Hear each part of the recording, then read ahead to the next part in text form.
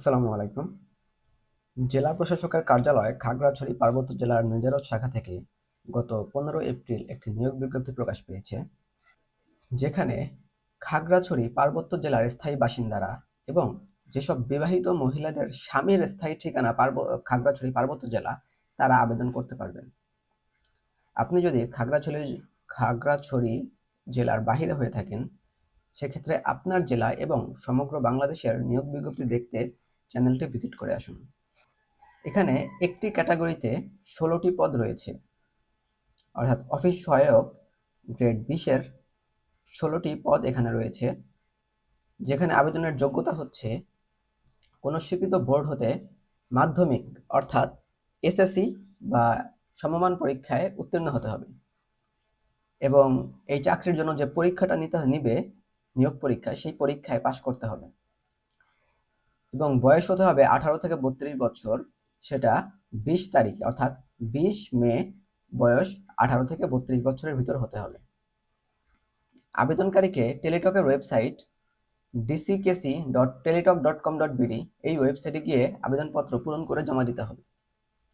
আবেদনপত্র পূরণের সময়সীমা 21 এপ্রিল 2026 সকাল 9টা হতে 20 মে 2026 বিকাল 4টা পর্যন্ত। আপনি যদি নিজে আবেদনপত্র পূরণ না করতে পারেন, সেক্ষেত্রে আমাদেরকে মেসেজ দিয়ে আমাদের মাধ্যমে আবেদনপত্র পূরণ করে জমা দিতে পারবেন। তো এই সময়ের মধ্যে আবেদন করে ইউজার আইডি পাওয়া ব্যক্তিরা পরবর্তী 72 ঘন্টার মধ্যে টাকা জমাদান করতে পারবেন। টাকার পরিমাণ হচ্ছে 56 টাকা। টাকা জমা দেওয়ার জন্য টেলিটকের যে কোনো প্রিপেইড নম্বরে এই 56 টাকার সাথে আরও 6 টাকা অর্থাৎ টোটাল 62 টাকা রিচার্জ করতে হবে এবং প্রথম এসএমএসটি লিখতে হবে ডিসিকেসি স্পেস দিয়ে আবেদনপত্র থেকে পাওয়া ইউজার আইডি এবং পাঠাতে হবে 16222 নাম্বারে। এরপর দ্বিতীয় এসএমএসটি লিখতে হবে ডিসিকেসি স্পেস ইয়েস, এরপর স্পেস দিয়ে এই প্রথম এসএমএস এর রিপ্লাই থেকে পাওয়া পিন নম্বর এবং পাঠাতে হবে 16222 নাম্বারে।